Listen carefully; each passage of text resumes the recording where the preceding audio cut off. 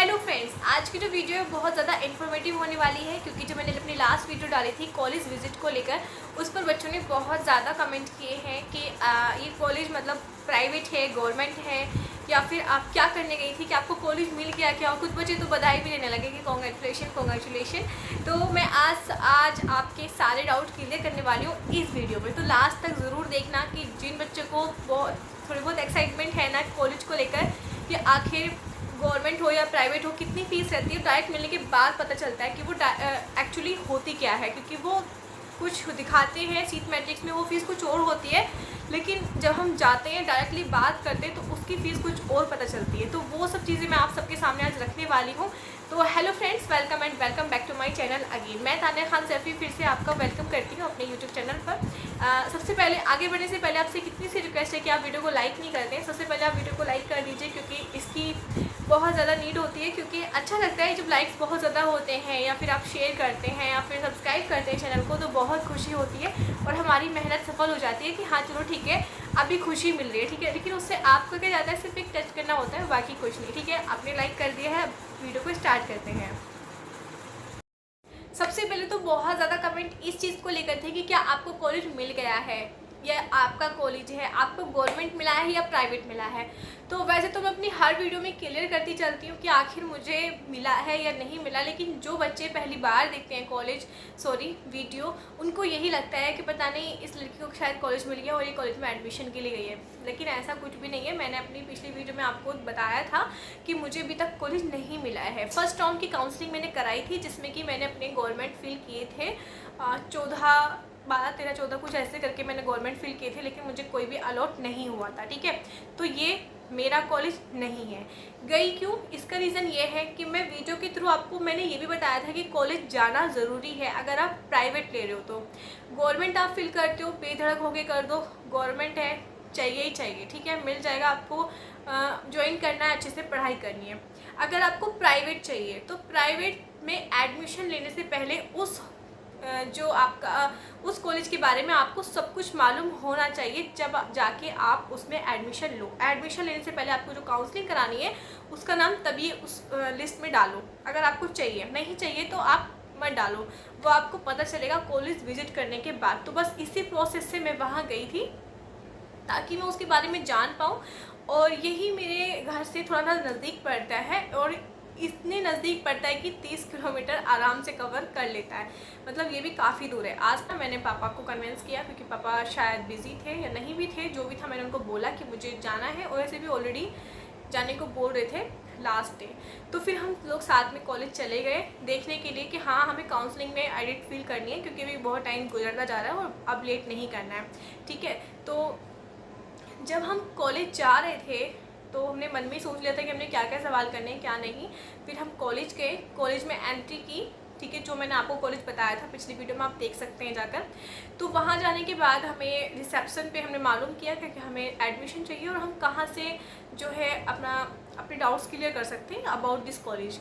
तो उन्होंने बोला आप बैठिए, हम आपको भी मिलवाते हैं। फिर उसके बाद हमारा नंबर आया और हम फिर गए। तो वहाँ जाकर मैंने सर से डायरेक्टली बात की, जो सर एडमिशन लेते हैं बच्चों का। तो उन्होंने मैंने उनसे पूछा सर ऐसे ऐसे हमको एडमिशन चाहिए। तो बोले आपका क्या मार्क्स है। मैंने कहा सर मेरे 132 यूपीसी नेट में अभी। तो बोले आपने काउंसलिंग नहीं कराई। मैंने कहा सर काउंसलिंग मेरी चल रही है। बोले फर्स्ट राउंड कराई थी। मैंने कहा जी। बोले गवर्नमेंट नहीं मिला। मैंने कहा नहीं। तो उनको भी मतलब ये लगा कि 132 पे भी इस बार गवर्नमेंट नहीं मिला, शायद कम पता होगा कि हाँ इस बार कितनी मेरिट आई गई है। तो मैंने बोला सर आपके स्कूल में आपके कॉलेज में मुझे एडमिशन लेना है, तो आप बता दीजिए क्या क्या प्रोसेस फीस का क्या क्या है और ट्रांसपोर्ट वगैरह सबको मिला के कितना बन जाए। तो उन्होंने जो अपनी फ़ीस बताई वो हमें 82K per year tuition fees थी। ट्यूशन फ़ीस मतलब पढ़ाई की फ़ीस जो होती है वो, और 2 सेमेस्टर में वो फ़ीस जाएगी। क्योंकि एक बच्चे का कमेंट ये भी था कि फ़ीस कितने मंथ्स में देख सकते हैं, ठीक है, वो प्रोसेस मैं आपको बाद में बताऊंगी। तो 82,000 हमारी पर ईयर फ़ीस थी इस प्राइवेट कॉलेज की, जो मैंने विज़िट किया था कल, जो आपने देखा था, ठीक है।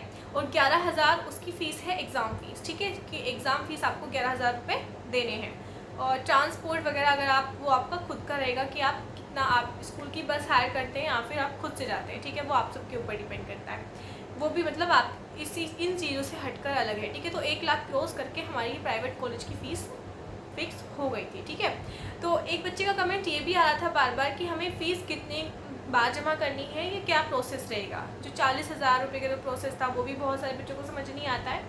तो जो 40,000 जो रुपये हैं वो आप जो अलॉटमेंट लेटर के दौरान आप फिल करेंगे। मैंने ये बात सर से क्लियर की थी, तो उन्होंने बताया था कि 40,000 रुपये आपकी फ़ीस में ऐड हो जाएंगे। मैंने कहा सर अगर 40,000 रुपये हम एक बार फीस में दे रहे हैं तो जाहिर सी बात है हमारी फ़र्स्ट सेमेस्टर क्लियर हो जाएगी। तो बोले फ़र्स्ट सेमेस्टर क्लियर हो जाएगी, बेशक आपकी बात ठीक है, लेकिन आप जो 40,000 रुपये सबमिट करोगे वो जाएंगे गवर्नमेंट को, ठीक है। तो गवर्नमेंट हमें वो पैसे 2-3 महीने के अंदर लौटा कर देती है।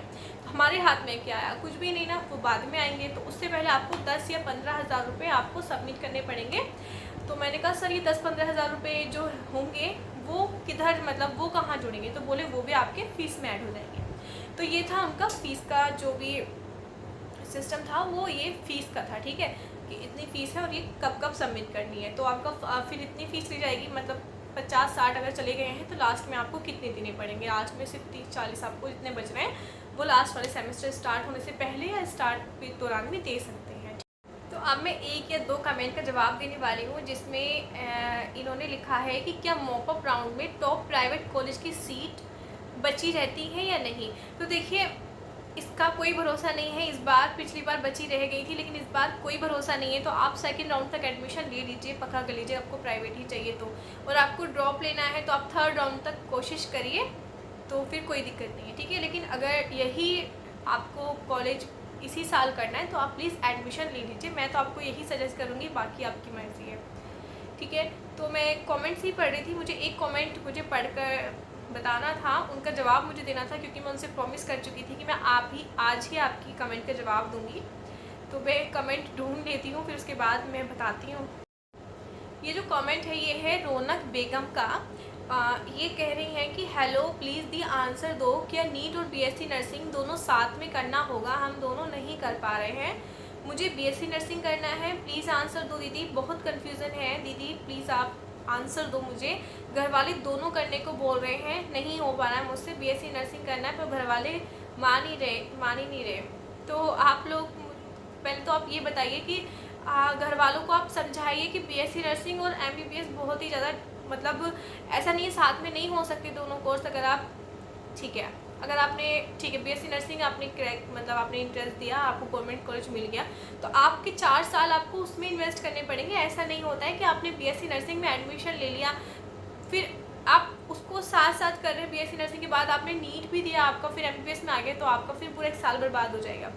आप पहले बीएससी नर्सिंग के लिए जा रहे हो, फिर आप नीट के लिए जा रहे हो, तो इससे आपका वक्त बर्बाद होगा। आप पहले ये सोचिए कि आपका मन क्या है। आपका बीएससी नर्सिंग का मन है तो आप बीएससी नर्सिंग करिए, क्योंकि कोई चीज़ फोर्स करा के नहीं कराई जाती, मेरा मानना तो ये है। और बाकी अगर आपके घर वाले कुछ ज़्यादा ही फोर्स कर रहे हैं नीट के लिए, तो आप बीएससी नर्सिंग छोड़ दीजिए, आप फिर नीट के लिए। लेकिन दोनों चीज़ एक साथ नहीं करना, प्लीज़ ये तो बिल्कुल मत करना। ऐसा होता है ना, कुछ बच्चे होते हैं नीट करते आ रहे हैं लेकिन उनको नीट क्रैक नहीं हो पाता है, तो वो बीएससी नर्सिंग कर लेते हैं, उनके लिए कोई इशू नहीं है। लेकिन आप साथ में करना चाहती हैं तो दिमाग घुमाने वाली बात है ये तो आप देख लीजिए कि आपको क्या ठीक लगता है, आप कर पाएंगी नीट क्रैक या नहीं। अगर आपको लगता है कि आप फर्स्ट टाइम में या सेकंड टाइम में आप कर सकते हैं नीट क्रैक, तो आप फिर बीएससी नर्सिंग अवॉइड कर दीजिए, आप फिर नीट कर लीजिए। और आपका बीएससी नर्सिंग का बहुत ही ज़्यादा मन है तो आप बीएससी नर्सिंग करिए, किसी की मत सुनिए, फैमिली वालों को कन्विंस करिए, ठीक है। तो ये आपके क्वेश्चन का जवाब था, क्योंकि आपने बहुत दिल से पूछा था, बहुत ही लंबा लिखा था, तो मैंने को देना पड़ गया। बहुत सारे भी मेरे पास कमेंट्स हैं, तो मैं इन कमेंट्स का जवाब तो आपको एक ही वीडियो में दूंगी, क्योंकि इस वीडियो में तो मैं बहुत ज़्यादा लंबी वीडियो हो जाएगी और मैं चाहती नहीं कि बहुत ज़्यादा लंबी वीडियो हो। आई होप्स आप सबको सारी इन्फॉर्मेशन मिल गई होगी प्राइवेट कॉलेज के बारे में। ये प्राइवेट कॉलेज था, ठीक है, कॉलेज मिला नहीं है, सिर्फ ऐसे ही मैंने विज़िट किया था। और जब मिलेगा तो आप सबके सामने मैं बताऊंगी कि मिला है या नहीं मिला है, ठीक है। तो थैंक यू सो मच मेरी वीडियो यहाँ तक देखने के लिए और इतना प्यार देने के लिए। बस इतनी सी और दरख्वास्त है कि प्लीज़ वीडियो को लाइक कर दीजिए, और चैनल अगर सब्सक्राइब नहीं है तो प्लीज़ सब्सक्राइब कर दो, क्योंकि सब्सक्राइब के बिना कुछ भी नहीं है। सब्सक्राइब करोगे तो आपके पास हमारी जो वीडियो होगी वो तुरंत पहुँच जाएगी। तो यहीं तक था मेरा video. Okay bye bye, tata, see you.